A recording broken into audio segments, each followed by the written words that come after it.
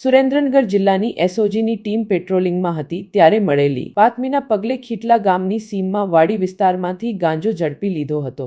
SOG ટીમે ખીટલા ગામની સીમમાંથી કપાસની આડમાં વાવેલો લીલો ગાંજો 180 છોડ નંગ અને 559.700 કિલોગ્રામ અંદાજે કિંમત ₹2,79,85,000નો ઝડપીને રાજેશ ઉર્ફે રાજુ ખવડને ઝડપીને ધોરણસર ગુનો નોંધી આગળની કાર્યવાહી હાથ ધરી છે।